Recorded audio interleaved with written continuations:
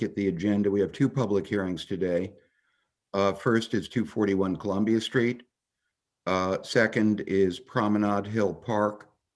And then we call to order for a regular meeting to review Cs of A. It's generally the custom of the commission in a public hearing to simply not comment. We will be discussing each of these projects later during regular course of business in the context of reviewing for C of A application. So the commission will have all the opportunity to talk about each of these projects, discuss them, and et cetera. But this is the opportunity for the applicants basically to present their concepts and planned work to the public, and for the commission to listen to folks from the public. Who will be introducing 241 Columbia Street? I will, Jane Smith, the architect, Ms. Spaceman. Thanks so much, Jane. Good morning again, and kindly take over the screen and the mic and present your project. Thank you. Okay, thank you, Phil.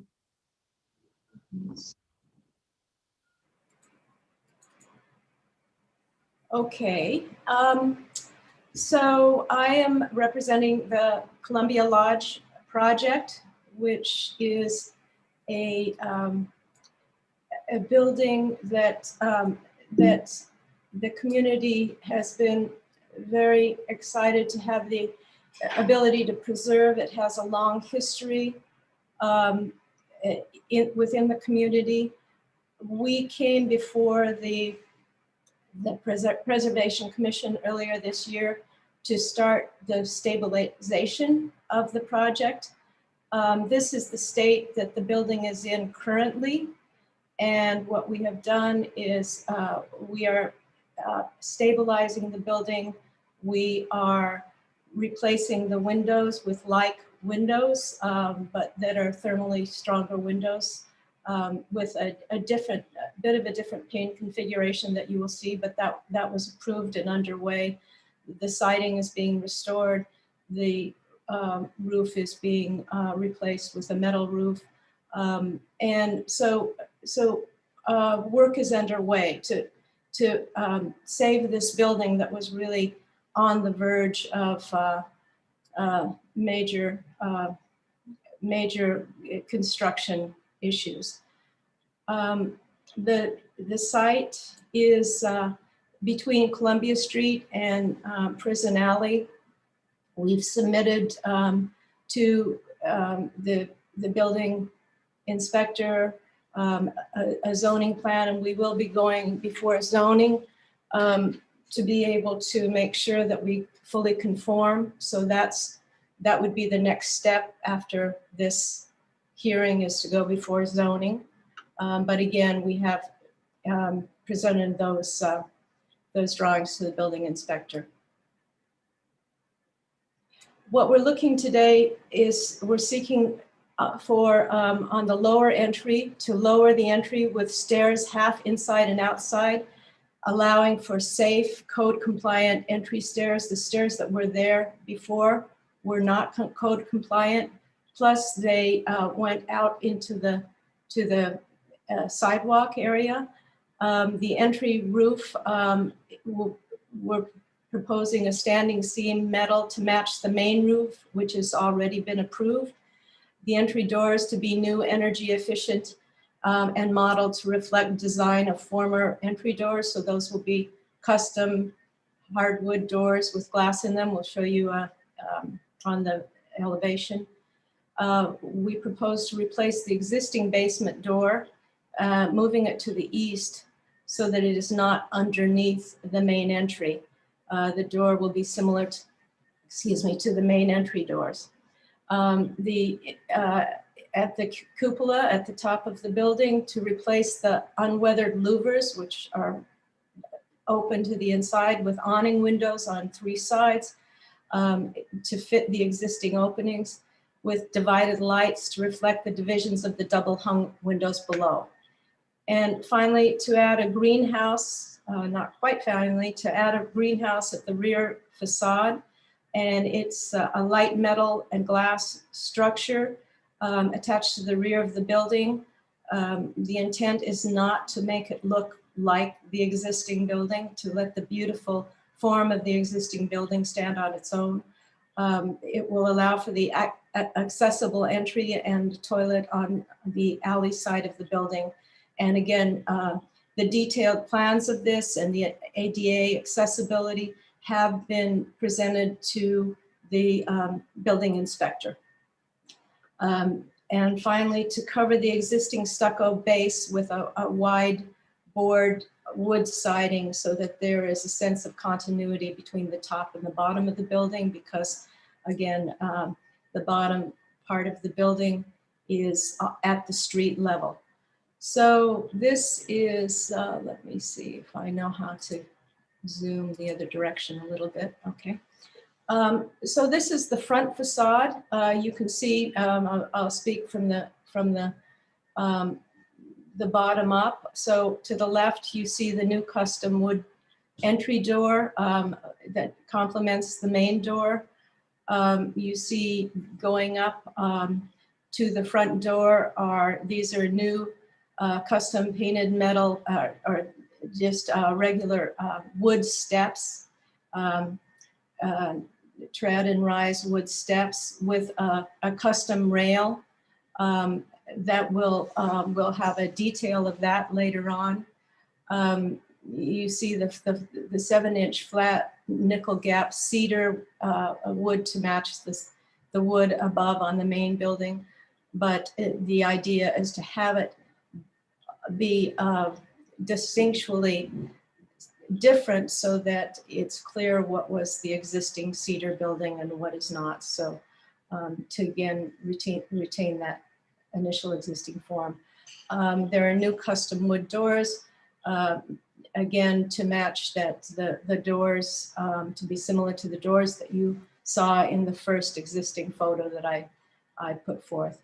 There is a light above the main entry. We have a photo of that later on. And we have the hardware is a Baldwin hardware, which we also have a photo of. And then that is the roof line above the front door, the simple triangle of the roof with the same metal roof as the ceiling, or as the building roof. Again, the windows, they're G2 Marvin windows that have been pre-approved, 2/2, and the standing seam metal roof has been approved. And then at the cupola, those will again be windows with lights that will be able to bring light down into the space. There will be a full, beautiful height going from the front doors up into the space, and that will bring the light down, which actually the louvers did not do. So this is the elevation, the east elevation. You see that under the stair to the right, there will be again slatting, and you'll see that. And there's it's really a utility door under the stair that will pretty much vanish. But that's a place to put utilities, maybe trash collection, things like that, and to be able to gain access under that stair. This shows the greenhouse in the back, which has a stucco finish base to it that goes to the end, about the same height as the underside of the main building windows. And then everything is a light glass and metal structure above. I'll show you some details of that. That is the greenhouse addition. And again, this is it from the back, and this would be the ADA entrance into the building. And again, the details of that have been submitted to the building inspector. Oh, wrong direction. This is a perspective of the full plan as it is. These are some of the detailed elements, the light over the front door, the hardware, both at the front door and similar at the lower door. This is the rail, which is a custom metal rail, and it has a round railing knob, and it all meets code. It's fully code compliant. The width of the stair is code compliant. The rise and run. So, and again, those more detailed drawings have been submitted to the buildings department inspector. These are some of the elements of the greenhouse. It's a prefabricated system. You know, we are working out all the details, but the idea is to have the frame be very light, and so that it really reads very, very simply and elegantly on the simple base. And so that is the full presentation today.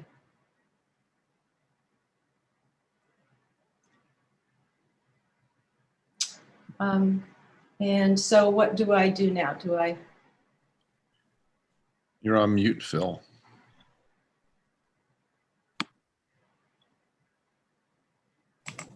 Phil, you're on mute. Phil, you're on mute. Hello, Phil, look up. Phil, you're on mute. Got it. So to sum up from my previous comments, which you didn't hear, apologies for that. All that's going to happen now, I hope happens, is folks have come to the meeting, not on the commission, who wanted an opportunity to learn about this project and potentially comment, are free to speak.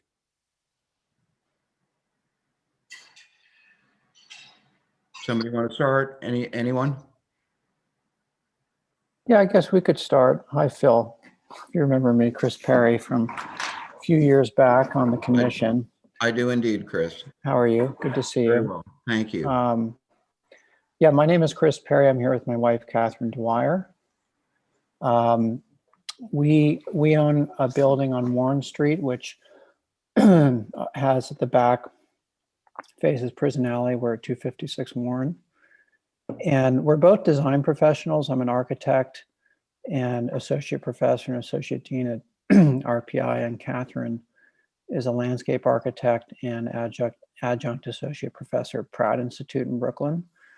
So we're familiar with this kind of work and involved with this kind of work. But we're here as neighbors and as community members because, again, we own a building here on Warren Street, which faces Prison Alley. And is quite close. And we had a chance to see the proposal previously. We had a conversation with Peggy Anderson, who is the builder on the project. And we're also familiar with Jane's work. We don't know her personally, but we're familiar with her firm's work, which is, you know, to our estimation, very high quality work in the Hudson Valley region, and obviously New York as well. And very familiar with Peggy's work.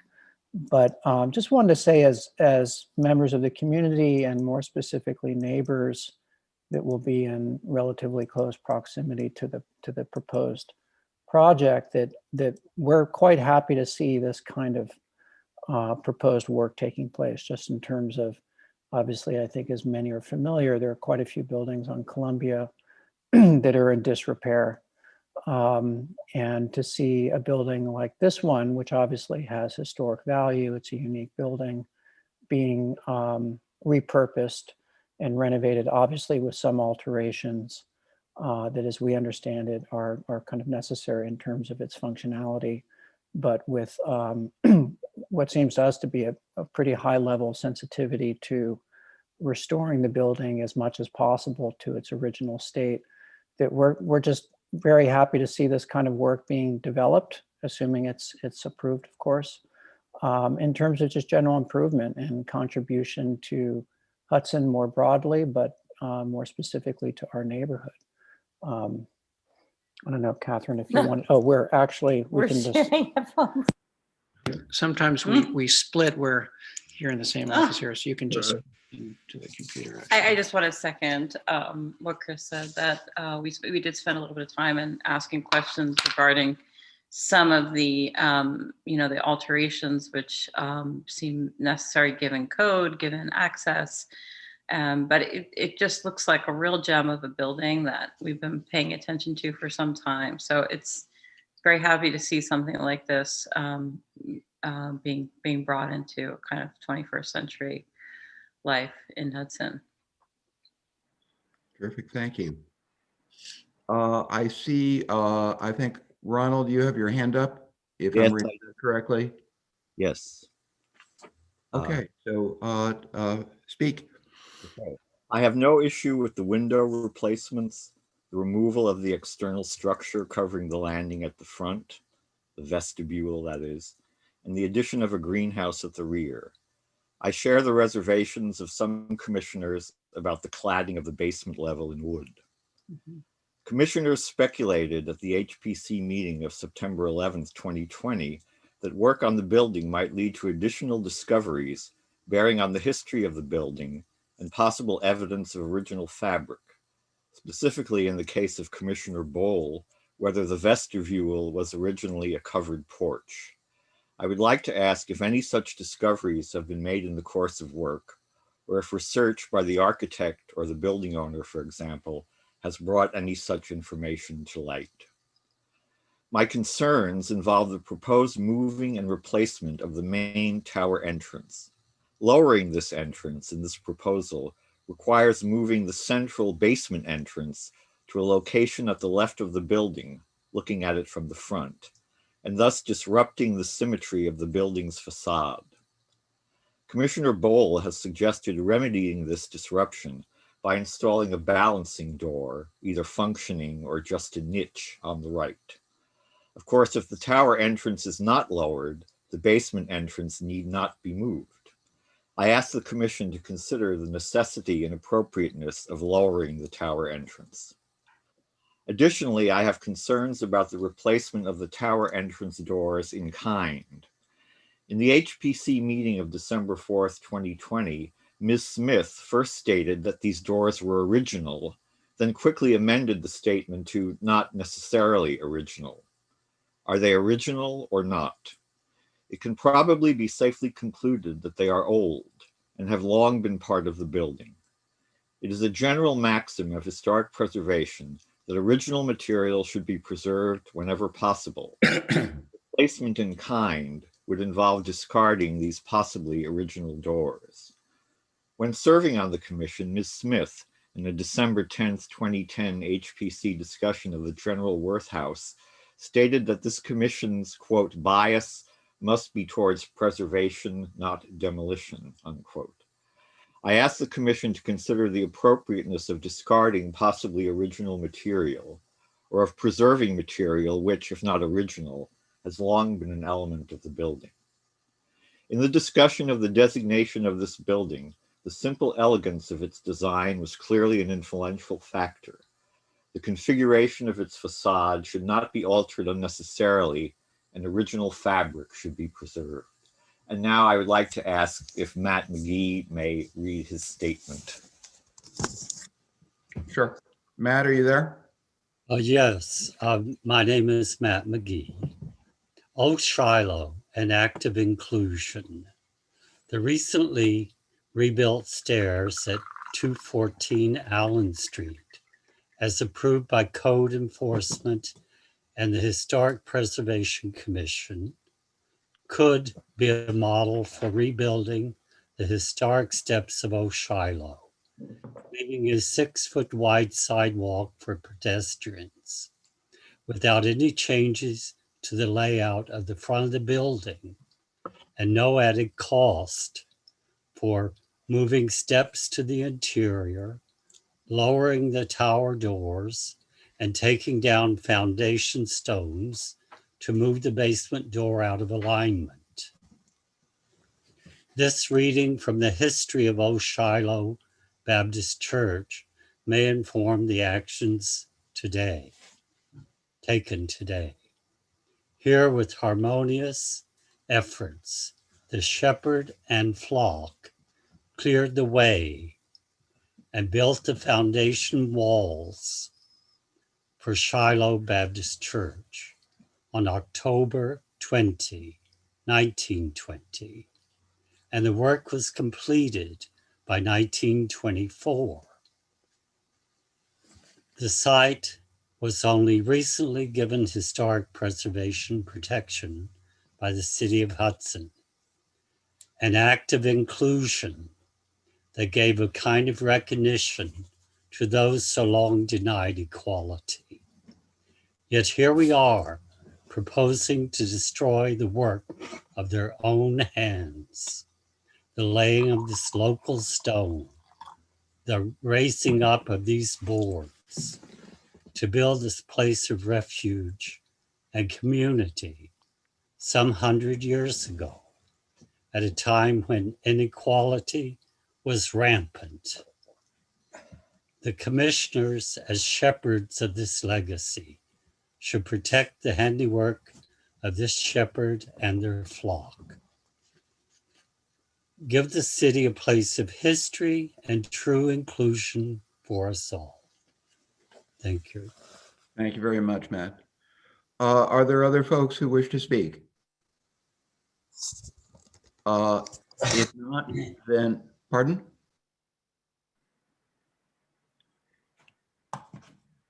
If not, then I'm going to close this public hearing. We will be discussing in detail 241 Columbia Street during the regular order of business, and invite the folks speaking in behalf of Promenade Hill Park to come forward on the screen. Phil? Yeah. So I stay on and come back in or come back? Absolutely. Stay with us, Jane. Okay. So what'll happen, just so you get a sense of the schedule, if you need to do something else for a minute or two, we're going to spend somewhere probably up to about half an hour discussing in public hearing format Promenade Hill Park. Okay. At approximately 10:30, we're going to call to order our regular meeting.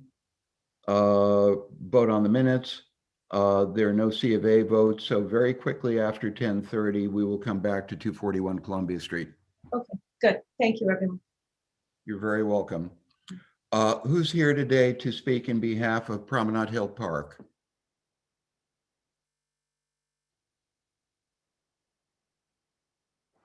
Am I frozen?